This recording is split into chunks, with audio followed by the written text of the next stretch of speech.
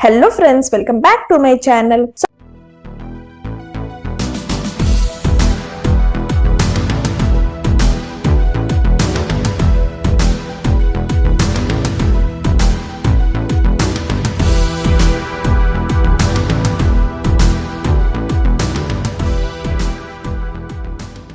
Part 38 के starting में हमें दिखाया जाता है कि जुवो जीन से पूछता है कि ये सब कैसे हुआ। तो जीन बताती है उसे कि मुझे भी नहीं पता ये सब कैसे हुआ, मैंने फिर से ये सब चीज खराब कर दिया, अब तो मैं कंप्लीटली फिनिश हो चुकी हूँ, मैं क्या करूँ, मुझे कुछ समझ में नहीं आ रहा है। तो जुवो बोलता है कि सबसे पहले तो ये बात है कि तुम कंफ्यूज मत हो, तुम थोड़ी सी शांत हो जाओ, अगर तुम शांत हो जाओगी तो तुम ये प्रॉब्लम को सॉल्व कर सकती हो। उसके बाद जीन बोलती है कि मुझे उस मॉडल से मिलने के लिए हॉस्पिटल जाना होगा। उसके बाद जुवो बोलता है कि ठीक है, मैं भी तुम्हारे साथ चलता हूँ, और वो अपने साथी को बोलता है कि कार स्टार्ट करो, और तंघाई को बोलता है कि तुम मेडिसिन का किट लेकर के आओ। उसके बाद हमें सीन में दिखाया जाता है कि दोनों पहुंचते हैं हॉस्पिटल, और जीन पूछती है डॉक्टर से कि उस मॉडल का सिचुएशन अभी कैसा है। तो डॉक्टर बताता है उसमें जो जहर था वो बहुत ज्यादा हार्मफुल था, इसलिए मुझे डर है कि वो उसका चेहरा हमेशा के लिए वैसा हो जाएगा, वो रिकवर नहीं हो पाएगा जल्दी। उसके बाद ये बोल के डॉक्टर वहां से चला जाता है, और जीन बहुत सैड हो जाती है उनकी बातों को सुन के, और बोलती है कि मैंने उस इंग्रेडिएंट्स को बहुत ज्यादा चेक किया था, उसमें ऐसा कुछ पॉइजन नहीं था, ये सब कैसे हो गया।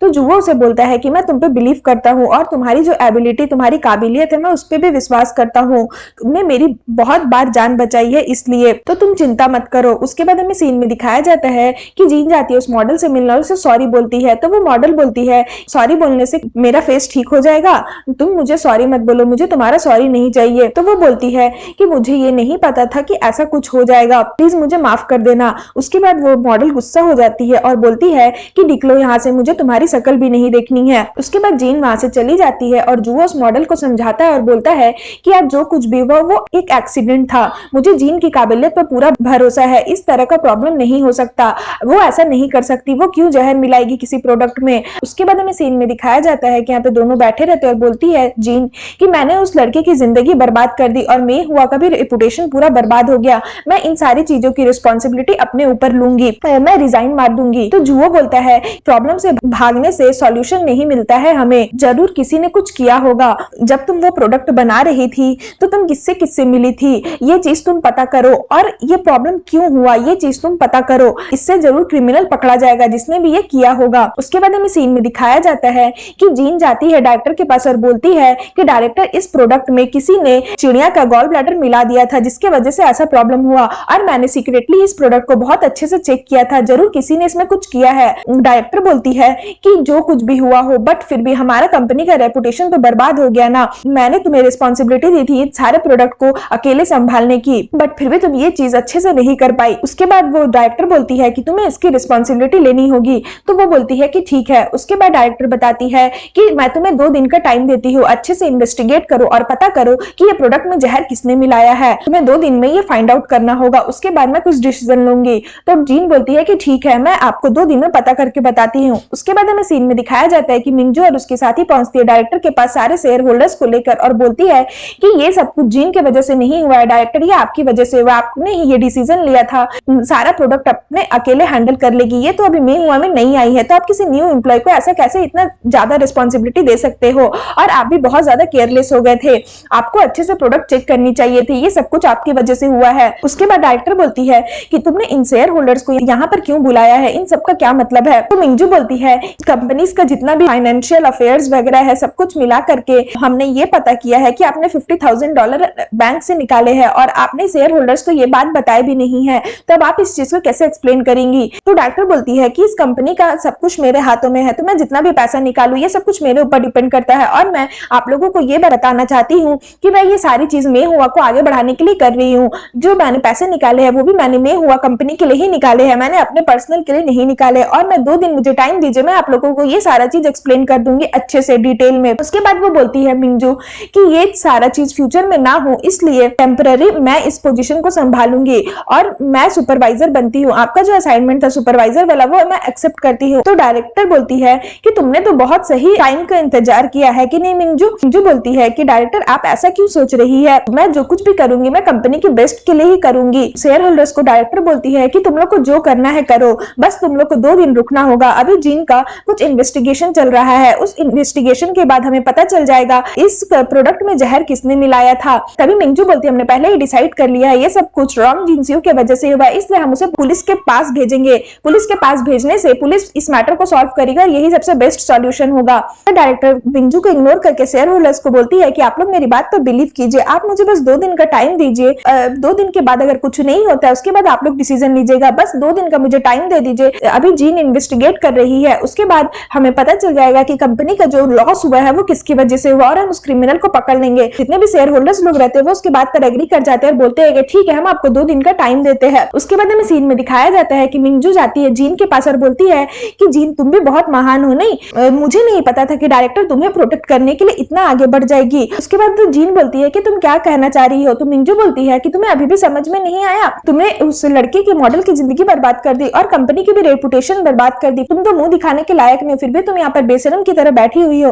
तो जीन बोलती है कि मैंने कुछ नहीं किया है, क्या आपको मेरे पे बिलीव नहीं है? उसके बाद जीन बोलती है कि ठीक है मैं आपको प्रूफ करके रहूंगी कि मैंने ये सब कुछ नहीं किया है। तो मिंजू बोलती है कि ठीक है अगर तुम प्रूफ नहीं कर पाई तो तुम में हुआ कंपनी को छोड़ करके चली जाना, रिजाइन मार देना। उसके बाद हमें सीन में दिखाया जाता है कि डायरेक्टर पहुंचती है जुओ के पास और जुओ से पूछता है कि आज क्या हुआ। तो डायरेक्टर बोलती है कि एक तो में हुआ का रेपुटेशन बर्बाद हो चुका है और मिंजू ने आज शेयर होल्डर्स को लेकर के आया था मेरी पोजीशन को नीचे गिराने के लिए, और मैंने जिन को टाइम दिया है 2 दिन का ताकि वो इस पे इन्वेस्टिगेट करे, बस मैंने यही किया है उसे प्रोटेक्ट करने के लिए। बट अगर वो 2 दिन के बाद भी फाइंड नहीं कर पाती है तो मैं उसे और प्रोटेक्ट नहीं कर सकती, मुझे माफ कर दीजिएगा, मुझे तो समझ नहीं आ रहा मैं कहां से स्टार्ट करूं। तो जुआ बोलता है कि अभी आपने थोड़ी देर पहले ये बोला था कि मिंजू ने आपके पोजीशन को नीचे गिराने के लिए शेयर होल्डर्स को लाया था, तो ये चीज डायरेक्टर समझ जाती है, करती है कि शायद मिंजू ने ही ये किया होगा। उसके बाद हमें सीन में दिखाया जाता है कि लिंग जो है मिंजू की साथी वो एक न्यूज रिपोर्टर के पास पहुंचती है, उसे पैसा देती है और बोलती है कि कल के हेडलाइन में बहुत बड़ा बड़ा जीन के बारे में पूरा छपना चाहिए कि उसने किस तरह से मेहुआ का रेपुटेशन बर्बाद किया है। तो इसके लिए वो रिपोर्टर को पैसा देती है और ये सारा चीज जुओ का साथी देख लेता है। उसके बाद लिंग बोलती है कि ऐसा हेडलाइन छपाना कि वो संघाई में रहने लायक ना बचे। उसके बाद हमें सीन में दिखाया जाता है कि जुओ का साथी उस रिपोर्टर को लेकर के आता है और बोलता है कि बताओ उस लड़की ने तुमसे क्या बोला और उसने तुम्हें इतने सारे पैसे क्यों दिए, बताओ नहीं तो मैं तुम्हें यहीं पर मार डालूंगा। उसके बाद हमें सीन में दिखाया जाता है कि उसका साथी आकर के बताता है कि उसने रिपोर्टर को पैसे दिए थे और पता नहीं उसने कितने सारे रिपोर्टर्स को इस तरह से पैसे दिए होंगे जीन का रेपुटेशन बर्बाद करने के लिए, ताकि कल के हेडलाइन में जीन के बारे में बुरी बुरी बातें छप सके। उसके बाद जुओ बोलता है कि ठीक है कल का हेडलाइन छपने दो, अगर छपना है तो न्यूज़पेपर प्रिंट हो गया तो होने दो, बट वो अब कल बेचाना नहीं चाहिए, और जितने भी न्यूज़पेपर बेचते हैं वो सारे हमारे लड़के हैं, तो तुम्हें उन लोगों को कैसे समझाना है ये तुम लोग को अच्छे से पता है, कल संघाई में एक भी पेपर सेल नहीं होनी चाहिए। उसके बाद वो बोलता है मिंजू के घर जाओ और पता करो कि क्या हुआ है। उसके बाद उसका साथी मिंजू के घर जाता है और लिंग का रूम को सर्च करता है कि कहीं उसे पॉइजन का बॉटल या कुछ मिल जाए। तभी उसे वो पॉइजन की जो बॉटल रहती है वो लिंग के कमरे में मिल जाती है और वो खुश हो जाता है और वो लेके वहां से चला जाता है। उसके बाद हमें सीन में दिखाया जाता है कि यहाँ पर जुओ का साथी लोग जितना भी न्यूज़पेपर रहता है उन सभी में आग लगा देता है ताकि वो पेपर बिक ना सके। उसके बाद हमें सीन में दिखाया जाता है कि मिंजू बोलती है अपनी साथी लिंग को कि मुझे न्यूज़पेपर दिखाओ देखना है। तभी उसकी दूसरी साथी आती है और बोलती है कुछ गड़बड़ हो गई है। तो बोलती है लोग कि क्या हो गया। तभी वो बताती है मैं जब आज न्यूज़पेपर खरीदने गई थी तो एक भी न्यूज़पेपर वाला नहीं था न्यूज़पेपर बेचने के लिए। तभी मिंजू पूछती है अपने साथी लिंग से कि कल तुम रिपोर्टर से मिली थी ना, पैसे दी थी ना, उसने क्या बोला। लिंग बताती है कि हाँ मैं मिली तो थी, उसने बोला था कि कल वो पेपर पे प्रिंट कर देगा और बाद से मैंने उसे कॉल किया तो बट कुछ भी उसके तरफ से पता नहीं चला। उसके बाद हमें सीन में दिखाया जाता है कि जुओ ला करके वो जहर डायरेक्टर को दे देता है और बोलता है कि ये लो यही जहर तुम्हारे प्रोडक्ट में मिला था। तो डायरेक्टर खुश हो जाती है और बोलती है कि जुओ थैंक यू मेरे हेल्प करने के लिए। तो जुओ बोलता है कि मैं तुम्हारी हेल्प नहीं कर रहा हूँ, मैं जीन की हेल्प कर रहा हूँ, ये सारे डायरेक्टर्स और शेयर होल्डर्स को दिखा दो और जीन को इनोसेंट प्रूफ कर दो। उसके बाद हमें सीन में दिखाया जाता है कि डायरेक्टर कॉल करके बोलती है कि डायरेक्टर का मीटिंग्स रखो, सारे डायरेक्टर्स को बुलाओ और उसमें शेयर होल्डर्स लोग भी रहने चाहिए। उसके बाद हमें सीन में दिखाया जाता है कि लिंग बोलती है मिंजू को कि क्या हो गया, अचानक डायरेक्टर ने इतनी सारी मीटिंग्स क्यों बुला दी और इतने लोगों को क्यों बुलाया। तो मिंजू बोलती है कि चलो देखते हैं। उसके बाद हमें सीन में दिखाया जाता है कि मिंजू बोलती है कि आपने तो बोला था कि ये डायरेक्टर की मीटिंग है तो यहाँ पर जीन क्या कर रही है। तो डायरेक्टर बोलती है कि ये जीन की वजह से ही मीटिंग हुई है इसलिए इसका यहाँ पर रहना जरूरी है। उसके बाद डायरेक्टर बोलती है कि ठीक है मैं डायरेक्ट पॉइंट पर आती हूँ। तो डायरेक्टर मैं आप लोगों को ये बताना चाहती हूँ कि हमने जो 2 दिन इन्वेस्टिगेट किया उससे हमें पता चला है कि किसी ने हमारे प्रोडक्ट में जानबूझ के जहर मिला दिया था जीन को नीचे दिखाने के लिए। तो सभी शॉक्ड हो जाते हैं और बोलते हैं कि ऐसा कौन कर सकता है, पॉइजन कौन मिला सकता है। तभी वो बोलती है जिसने पॉइजन मिलाया है वो यहीं पर पर है, हमारे सामने ही बैठा हुआ है। तो सभी को शॉक्ड हो जाते हैं कि आखिर वो कौन है। उसके बाद डायरेक्टर बताती है कि जिसने पॉइजन मिलाया था वो मिंगजू है और वो मिंगजू की तरफ देखती है। उसके बाद डायरेक्टर्स लोग शॉक्ड हो जाते हैं और बोलते हैं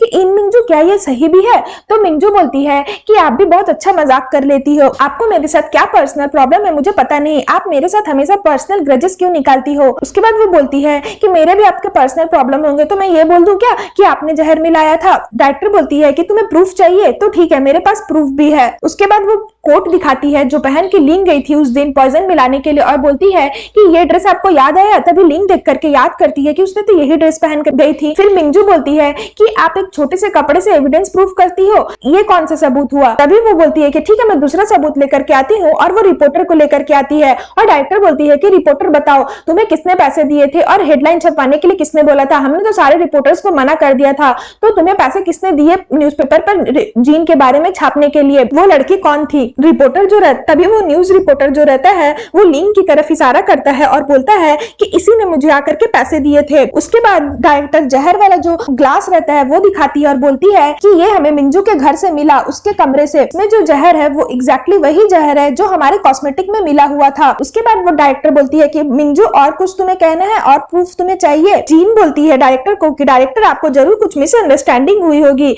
मिंजू ऐसा नहीं कर सकती है। उसके बाद सारे डायरेक्टर्स लोग जो रहते हैं वो बोलते हैं कि इन मिंजू तुम ऐसा कैसे कर सकती हो? उसके बाद सभी डायरेक्टर लिंग को बोलते हैं कि जाओ इसे अरेस्ट करो। तभी लिंग आ जाती है बीच में, बोलती है कि मेरी बहन को टच भी मत करना, ये सब कुछ मैंने किया था तो मुझे अरेस्ट करो, मेरी बहन को नहीं, उसका इससे कुछ भी लेना देना नहीं है। उसके बाद जीन बोलती है उसे कि लिंग तुम ऐसा कैसे कर सकती हो मेरे साथ?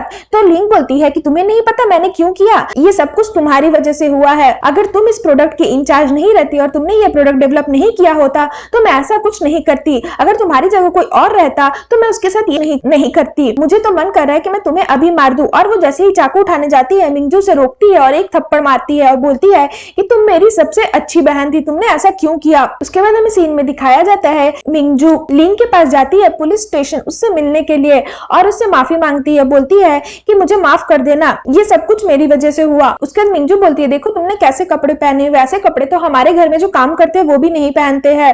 तो लिंग बोलती है कि सिस्टर आप चिंता मत करिए, मैं तो इससे भी खराब कपड़े पहनती थी जब मैं झोपड़पट्टी में रहती थी तब। उसके बाद वो बोलती है लिंग कि आपको बचपन की बातें याद है कि हम लोग किस तरह से लड़ाई करते थे? अगर आप आज नहीं होती तो मैं इस सिचुएशन में भी नहीं होती। आप जब मिस्टर जियांग से मिली और उनके साथ जब रहने लगी तो आपने ही मुझे सहारा दिया और अपने घर में रहने के लिए दिया। अगर आप ये सब नहीं करती तो मैं भी अभी कहीं रोड पर पड़ी होती। तो आप अपने आप को ब्लेम मत करिए, अगर आप हो तो मैं हूँ, बस आप खुश रहना, अगर आप खुश हो तो मैं भी खुश हूँ, इसलिए मैं आपके लिए कुछ भी कर सकती हूँ, आप मेरा टेंशन मत लीजिए, मुझे आप पे बिलीव है, मुझे ये भी पता है कि आप मुझे किसी न किसी तरह से यहाँ से बाहर निकाल देंगी। तो मिंजू बोलती है कि हाँ तुम चिंता मत करो, मैं कुछ सॉल्यूशन ढूंढती हूँ तुम्हें यहाँ से बाहर निकालने का। उसके बाद लिंग बोलती है कि थैंक यू और वो खुश हो जाती है और फिर सीन यहाँ पर खत्म हो जाता है। सो फ्रेंड्स अगर आपको मेरी वीडियो अच्छी लगे तो प्लीज मेरी वीडियो को लाइक करिएगा, मेरे चैनल को सब्सक्राइब करिएगा। मैं इसका नेक्स्ट पार्ट लेकर के आऊंगी जो बहुत ज्यादा धमाकेदार होने वाला है और बहुत ज्यादा इंटरेस्टिंग भी है, सो उसके लिए वेट करिएगा। सो फ्रेंड्स आज के लिए बाय बाय, मिलते हैं फिर से एक न्यू वीडियो के साथ।